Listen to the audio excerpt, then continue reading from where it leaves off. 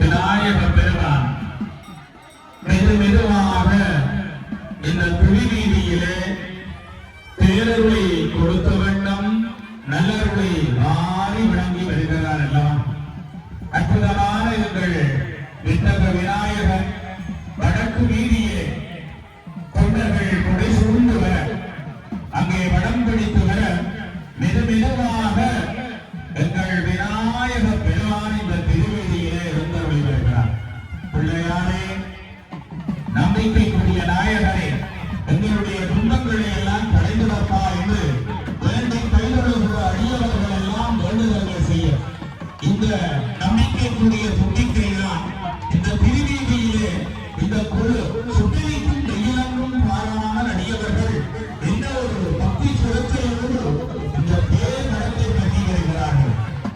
வில்லங்கம் ஏதம் வராமல் நலம்புரி நாயகனே எங்களை வளமோடு வாழ வைக்க பேரவை பெற வேண்டும் என்று அடியார்கள் எல்லோரும் அந்த விநாயக பெருமானை மனதார வேண்டி வைக்கும் பிள்ளையார் இந்த பொருத்திலே வந்தருளி வருகிறார்.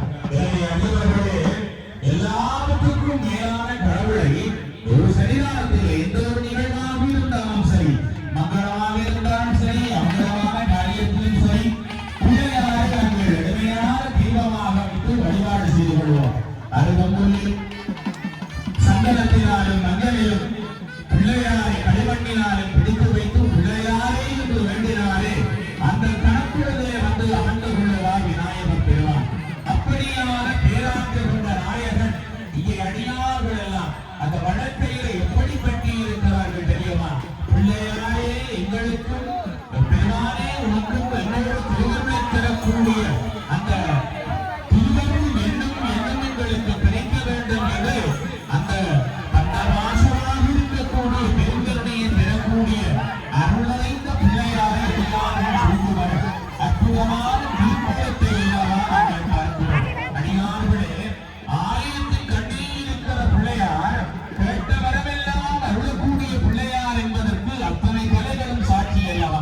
அடியார்கள் எழுவரும் கேட்ட வரத்தை அவர் வாரி கொடுத்தமையினாலேதான் இத்தனை எளியவர்கள் இந்த பாருங்கள். அங்கே நேரத்திலும் சூடு, சிரசிலும் சூடு, பாதத்திலும் சூடு, தாங்க முடியாத சூட்டை அந்த பிள்ளையாருடைய அந்த கருணை கணவனியினுடைய அந்த பேராந்தமான பேராற்றல் அத்தனையும் தடுத்தாட்கொண்டு எங்களை பெருமானை சிந்திக்க வைத்திருக்கிறது அல்லவா? அங்கே மெதுவாக